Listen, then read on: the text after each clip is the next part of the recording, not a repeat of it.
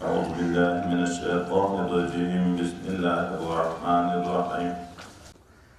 بل قصه ذکر کوي دا چې په دنیا کې اوس مخکې مو ویلې بعضې ډلو د نصاراو عیسی علیه السلام د خدای پاک زوی باله، چا د الله سره په خدایي کې شریک باله، مور یې خدای بلله، دا یې خدای باله. الله په قیامت کې بیا یا په اسمانو کې چې پورته شو په یغه وخت کې پوښتنه تر وکړه، یا وایي په قیامت کې به پوښتنه تر وکړي. دا پوښتنه د الزام الحجت لپاره کوي.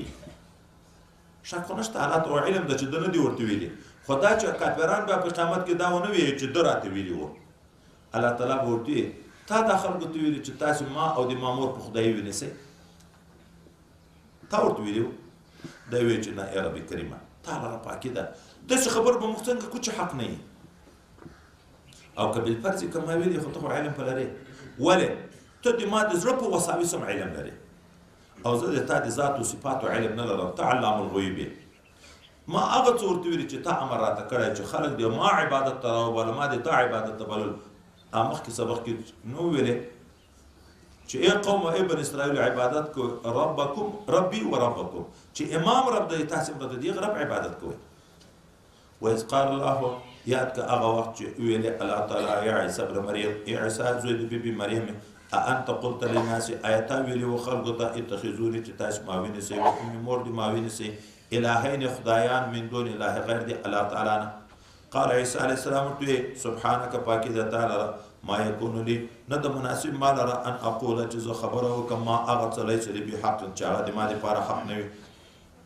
ان كنت قلته که بالفرض که ما ویلي فقد علمته په تاخیر سره ته خو علم لرې په هغه باندې، ولې تعلم ما فی نفسي ته عالم یې په هغه څه تا ته معلوم دي هغه څه چې د ما په زړه کې دي، ولا اعلم ما فی نفسک او زه نه پوهېږم په هغه څه باندې چې کوم د تا په ذات کې دي د معلوماتو نه.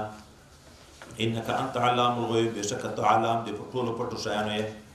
ما قلت لهم ما نه دي ویلې دوی ته هېڅ شی الا ما امرتني به مګرم هغه څه مې ورته ویلې چې تا امر کړی و ما ته په هغه باندې، هغه دا و ان اعبدوا الله ربي وربکم چې تاسې عبادت کوئ د الله چې رب دی ما هم د رب د تاسې هم ده. وكنت عليهم شهيدا زوم په دې شاهد ما دمت فيهم تر څو چې زه په دې کې وم. فلما توفيتني کله چې زه پوره راواخیستم اسمانو ته كنت انت الرقيب عليهم ته وی حافظ په دې باندې څارونکی په دې باندې، وانت على كل شيء شهيد ته په هر شي باندې شاهد یې. او ای ربا ان تعذبهم که ته عذاب ورکوې دوی ته فانهم عبادک دوی د تا بندګان دي، ته یې مالک یې، هېڅ اعتراض په تا څوک نشي کړی. وإن تغفر لهم او که ته مغفرت وکړې دوی ته فإنک انت العزیز ته غالب یې په تنفیذ د احکامو باندې، په دغه هم غالب یې قادر یې چې مجرم معاف کړې. الحکیم حکیم ذات. حضرت ابراهیم علیه السلام خدای پاک ته یو وخت کې زاری کوي د بت پرستیو خلکو عبادت کوو نه الله ته رب انهن اضلن کثیرا من الناس فمن تبعني فانه مني ومن عصاني فانك غفور رحيم. حضرت عیسی علیه السلام هم د خپل قوم په باب کې وی ان تعذبهم فانهم عبادك وان تغفر لهم فانك انت العزيز الحكيم. یوه شپه حضرت پیغمبر علیه السلام دا آیات ویایي او ژاړي مکرروي. الله تعالی ته خو دا علم شته خو موږ ته اوس دا شفقت دې راکوي. جبرائیل امین ورته رالیږي چې ورشه د ما حبیب ته د ما سلام یې چې ولې ژاړې. حضرت جبرائیل علیه السلام ورته راځي د الله سلام ورته وي او بیا ورته چې الله تعالی دې تا نه پوښتنه کوي خو تر تا اعلم ده په دا خبره داسې نه ده چې شک په بنیاد کوي، ته ولې ژاړې؟ ده ورته ویل د امت په غم باندې ژاړم، ما ګناهګار امت به بیا د جهنم په طرف باندې رواني.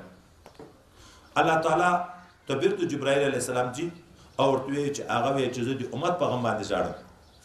الله تعالی ورته بشارت رالیږي ورته وایي چې ورشه ورته وایه انا سنرضیک فی امتک موږ به تا په خپل امت کې راضي کو خوشحاله به دې کو ولسوف یعطیک ربک فترضى.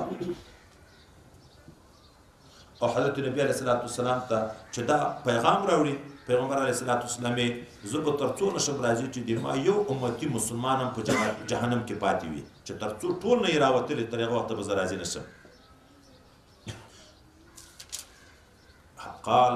قال الله اوس دا خو د صیغې خو د ماضي وې خو معنا یې د مضارع ده. قال الله ورته وویلې، تا ورته ویلي وو، ده وویلې چې نه، معنا یې د استقبال ده. خو تحقق الوقوع ته اشاره ده. قیامت خو یقیني واقع کېږي لکه پخوا چې لا شوي، نو په قیامت کې به دا پوښتنه تر کې تا ورته ویلي وو، دی به ورته ویې چې نه، دا یې ورته نه. الله تعالی اوس ذاتي وی نن د رښتیا ورځ ده. دغه کفار ویل چې موږ ته ده ویلي وو، ته ویل چې ما نه دي ورته ویلي، خو واقعي خبره ده تا نه دي ورته ویلي چې ما او د ما مور په خدای ویلي سي.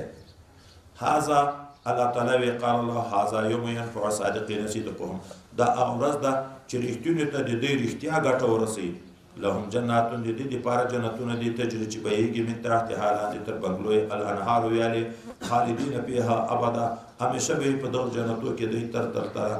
رضی الله عنهم، الله راضي ده له دوی نه د طاعت په لحاظ، ورضوا عنه او راضي دي دوی د الله تعالی نه د ثواب په لحاظ.